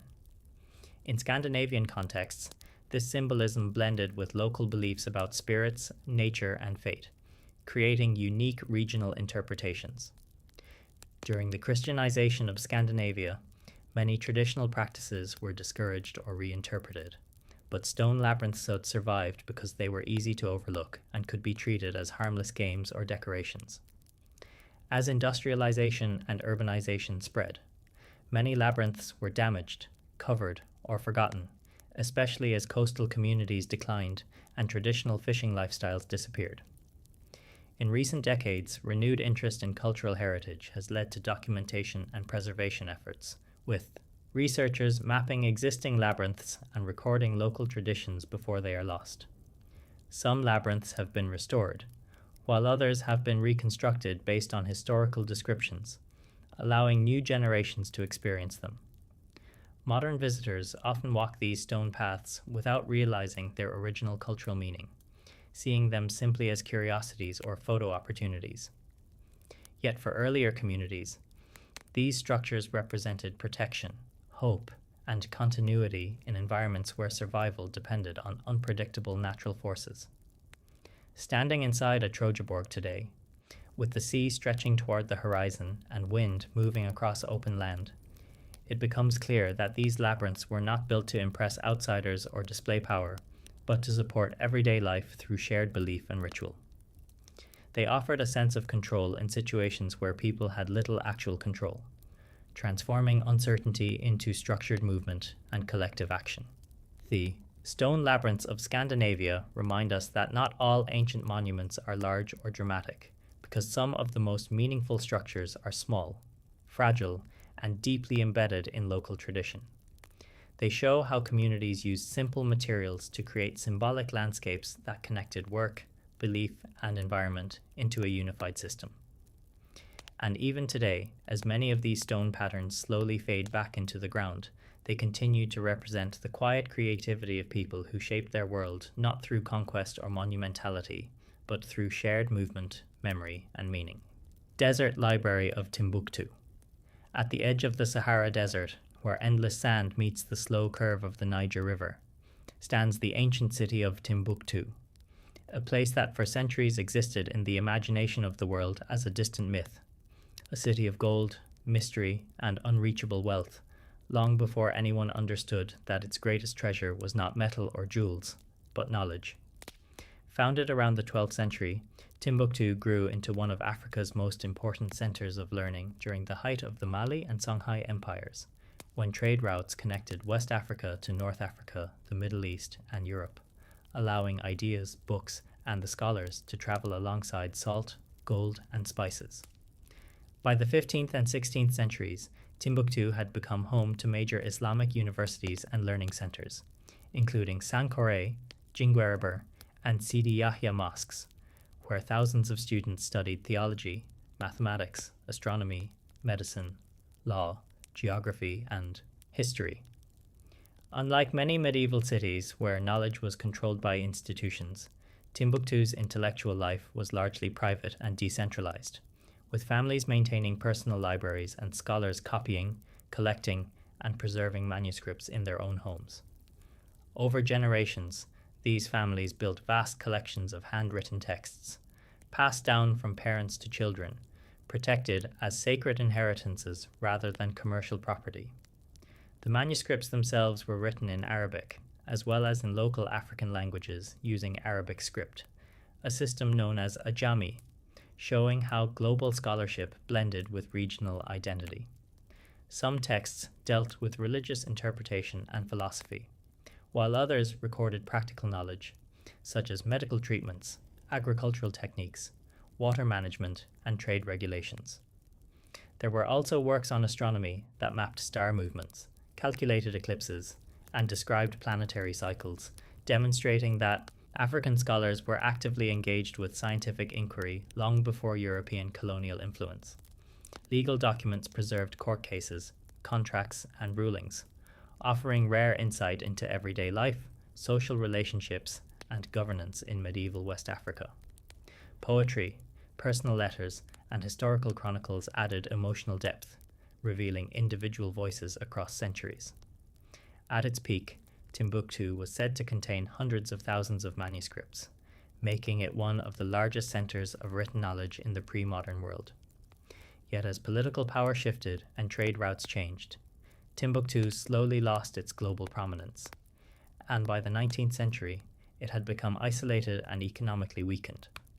European explorers who finally reached the city expecting golden palaces were disappointed, failing to recognize the intellectual wealth hidden inside mud brick houses and private trunks. Colonial rule further disrupted traditional systems of learning, and many manuscripts were neglected, sold, stolen, or taken abroad. Despite these pressures, local families continued to quietly protect their collections, often hiding manuscripts in metal boxes, leather bags, and clay containers to shield them from humidity, insects, and desert storms. This tradition of private guardianship would prove crucial in the modern era. In 2012, when extremist groups occupied northern Mali and threatened Timbuktu's cultural heritage, including its ancient shrines and libraries, residents organized a secret rescue operation. Librarians, scholars, and ordinary citizens worked together to smuggle more than 350,000 manuscripts out of the city, transporting them by donkey carts, boats, motorcycles, and buses, often at great personal risk. Boxes were hidden under vegetables, inside fuel trucks, and beneath ordinary household goods, moving slowly southward toward safer regions. Many participants never revealed their identities, fearing retaliation, but their actions preserved centuries of human knowledge. Some manuscripts were damaged by humidity and poor storage conditions during evacuation, but conservation projects later helped restore large portions of the collection. Today, institutions such as the Ahmed Baba Institute and international partners work to digitize, catalog, and preserve these texts, making them accessible to researchers around the world. Modern technology now allows fragile pages once locked in desert homes to be studied globally, linking past scholars to present audiences. The Timbuktu manuscripts challenge long-standing stereotypes that portrayed Africa as isolated from intellectual history. They reveal a complex scholarly network that connected West Africa to Cairo, Mecca, Fez, and beyond, demonstrating participation in global debates on science, ethics, and philosophy. More importantly, they show that knowledge was valued not as an abstract ideal, but as a living resource, embedded in family life and community responsibility. For centuries, ordinary people became custodians of civilization without official titles or recognition, simply by refusing to let books disappear. Walking through Timbuktu today, past sun-baked walls and narrow streets, it is easy to overlook the quiet resilience that preserved this library of the desert. Behind closed doors, in private homes, in hidden trunks, and in carefully wrapped bundles, generations protected ideas that outlived empires. The Desert Library of Timbuktu reminds us that history is not preserved only by great institutions or powerful governments, but by individuals who understand the value of memory and choose to defend it, even when the world around them collapses. And in the endless sands of the Sahara, where time seems to erase almost everything, these fragile pages continue to stand as proof that knowledge, once written and protected, can survive even the harshest environments. The city made of lava stone. In the heart of southern India, along the banks of the Tungabhadra River in Karnataka, lies the vast ruined landscape of Hampi, a place where mountains of dark stone, broken temples, and silent streets stretch for miles, forming what was once one of the greatest cities on earth. At first glance, Hampi looks unreal, as if nature itself stacked millions of massive rocks into strange formations and then allowed humans to carve a civilization into them. But beneath this dramatic landscape lies the remains of Vijayanagara, the capital of a powerful empire that dominated South India between the 14th and 16th centuries. During its peak, Vijayanagara was one of the richest and most populated cities in the world, comparable in size and influence to cities like Beijing, Constantinople, and Rome. Foreign travelers from Persia, Portugal, and Italy described it as a place filled with towering temples, wide avenues, bustling markets, and royal complexes, decorated with precious stones and gold. What makes Hampi truly unique is its foundation. The entire city was built using volcanic lava stone, mainly granite and basalt, formed millions of years earlier by geological activity. These dark, hardened rocks created a natural fortress around the city, with hills and boulders forming defensive walls long before any human construction began. Rather than removing these massive formations, the architects of Vijayanagara integrated them into their urban design. Temples were carved between rocks, palaces were built on stone platforms, and roads were laid through narrow rocky corridors. The city became a fusion of geology and architecture, where natural and human-made structures blended seamlessly. Engineers shaped enormous granite blocks with remarkable precision, cutting, polishing, and stacking them without modern machinery. Some stones weigh several tons, yet they fit together so tightly that even today blades cannot slide between them. The famous Virupaksha temple, still active after centuries, stands as a symbol of spiritual continuity in a landscape of ruins. The Vitala temple complex, with its musical pillars and iconic stone chariot, demonstrates advanced understanding of acoustics, balance, and craftsmanship. Water management was another major achievement. Hampi featured an extensive system of canals, tanks, and reservoirs that redirected river water across the city, supporting agriculture, bathing areas, and ceremonial pools. Even during dry seasons, this network ensured steady water supply for hundreds of thousands of residents. Markets stretched for kilometers, lined with stone platforms where traders sold spices, textiles, gems, horses, and food. Stables housed thousands of war horses imported from Arabia and Central Asia, essential for maintaining military dominance. Massive fortifications surrounded the urban core, with watchtowers, gateways, and layered defenses designed to slow and exhaust invading armies. Despite its strength, Vijayanagara faced constant pressure from neighboring Deccan sultanates. In 1565, a coalition of rival kingdoms defeated the empire's army at the Battle of Talikota. What followed was one of the most devastating sackings in Indian history. Invaders entered Hampi and spent months looting, burning, and destroying temples, palaces, and homes. Precious metals were stripped away, wooden structures were burned, and sculptures were smashed. Within a short time, a city that had thrived for over 2 centuries was reduced to ruins. Survivors fled, trade routes collapsed, and Hampi was gradually abandoned. Nature began reclaiming the space, vines crawling over walls, sand filling streets, and animals inhabiting empty halls. For centuries, the city remained frozen in time, known mostly to local communities and pilgrims. British surveyors in the 19th century began documenting the site, bringing Hampi back into global awareness. Today, Hampi is a UNESCO World Heritage Site, visited by researchers, travelers, and spiritual seekers from around the world. Yet even with tourism, Much of the city remains silent, its scale difficult to comprehend without walking through it. One of the most striking aspects of Hampi is how little was built with fragile materials. Unlike many ancient cities made largely of brick or wood, Hampi's stone construction allowed it to survive where others vanished completely. The lava stone that once protected the city now preserves its memory. Every pillar, staircase, and platform still carries marks of chisels and human effort. Every carved relief tells stories of devotion, power, and daily life. The city's layout reflects careful planning, with ceremonial zones, residential quarters, agricultural fields, and military areas separated but connected through roads and waterways. This was not a random settlement, but a fully organized urban civilization. Hampi also played a crucial role in protecting southern India's cultural and religious traditions during periods of political instability.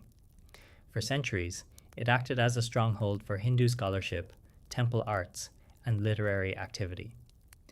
Even after destruction, its influence continued through surviving texts, rituals, and architectural styles. Walking through Hampi today feels like stepping into a paused world. You can still trace the paths of merchants, soldiers, priests, and farmers. You can still see where festivals were held, where kings addressed crowds, where musicians performed. The stones remain, even when voices are gone. The city made of lava stone stands as proof that civilizations can rise to extraordinary heights by working with nature rather than against it. It shows how geology, engineering, faith, and politics can combine to create something that outlives its own people. And in the shadows of Hampi's massive boulders, history continues to whisper, reminding us that even the strongest empires are temporary, but the landscapes they shape can remember them forever. The stone forest of Madagascar. In the remote western region of Madagascar, far from crowded cities and modern highways, there exists a landscape that looks less like Earth and more like the surface of another planet. A place where thousands of sharp limestone towers rise from the ground like frozen lightning. A place where stone forms a forest, and the forest forms a maze. This is Tsingy de Bemaraha. From a distance, it appears like a field of grey blades stretching to the horizon. Up close, it becomes something even more unsettling. Needle-shaped rocks, some reaching over 100 feet high, stand packed together so tightly that there is barely space for a human body to pass between them. Edges are razor sharp. Surfaces are rough and unforgiving. One wrong step can cut skin, tear clothing, or send someone falling into deep crevices. The word Chingi in the local Malagasy language means where one cannot walk barefoot. And that description is not poetic. It is literal. This landscape was formed over millions of years through a slow and patient process. Long ago, this region was covered by a shallow sea. Layers of limestone settled at the bottom, formed from compressed shells and marine organisms. As the sea retreated and the land rose, rainwater began to seep into the rock. Because limestone dissolves slowly in slightly acidic rain, water carved cracks, tunnels, and shafts into the surface. Over countless centuries, these cracks widened. The surface collapsed in places, edges sharpened, blocks separated. What remained was a massive stone labyrinth shaped entirely by water and time. No human tools were involved. No civilization carved this. Nature did it alone. Yet the result looks engineered, as if someone deliberately designed a fortress of stone. Deep within this forest lie hidden canyons, underground rivers, and secret chambers. Some passages are so narrow that explorers must crawl sideways. Others open suddenly into wide valleys filled with sunlight and vegetation. Suspension bridges now connect some areas, allowing visitors to cross safely above the spikes. But much of the region remains inaccessible even today. Only trained climbers and scientists are allowed to enter its deepest zones. Despite its harsh appearance, the stone forest is full of life. Plants have adapted to grow directly from cracks in rock. Roots snake through microscopic gaps, drawing moisture from deep underground. Rare orchids cling to vertical walls. Baobab trees rise from pockets of soil hidden between stones. Even more remarkable are the animals. Because Madagascar separated from other land masses millions of years ago, Many species here evolved in isolation. Inside the Tsingy, live creatures found nowhere else on Earth. Lemurs leap across razor edges with effortless balance. Reptiles hide inside narrow fissures. Birds nest in unreachable cliffs. Insects thrive in damp caves beneath the surface. Some species exist only within this stone forest and nowhere else in the world. For them, this dangerous terrain is home. For humans, it is a challenge. Local communities lived near the edges of Tsingy for generations. They considered the inner stone forest sacred and dangerous. Traditional beliefs warned against entering deep inside. Some areas were thought to be inhabited by spirits. Others were reserved for rituals. As a result, much of the region remained untouched for centuries. This accidental protection preserved its ecosystem. European explorers first documented Tsingy in the 19th century. But even then, mapping it was nearly impossible. Compasses failed in narrow gorges. Routes collapsed. Equipment broke. Many early attempts ended in retreat. It was not until modern climbing gear and aerial surveys that scientists began to understand its full scale. Tsingy de Bemaraha covers more than 1,500 square kilometers. It is one of the largest limestone karst landscapes on Earth. From above, it looks like shattered glass spread across the land. From below, it feels like a stone prison and cathedral combined. Some formations resemble towers. Others look like ruined castles. Some resemble staircases carved by invisible hands. Water continues to shape the forest even today. During rainy seasons, rivers flood underground tunnels. Caves expand. New cracks form. Slowly, the landscape keeps evolving. What we see now is only one moment in a process that began millions of years ago and will continue long after us. Scientists study Tsingy to understand climate history. Layers of rock contain records of ancient rainfall patterns, temperature shifts, and environmental changes. By reading these formations, researchers can reconstruct how Madagascar's climate evolved over time. In this way, the stone forest is also a library of Earth's past. But beyond science, there is something emotional about this place. Standing inside Tsingy, surrounded by silent stone towers, you feel small. Every direction looks dangerous. Every step requires attention. There is no comfort here, no softness, no shelter, only patience and endurance.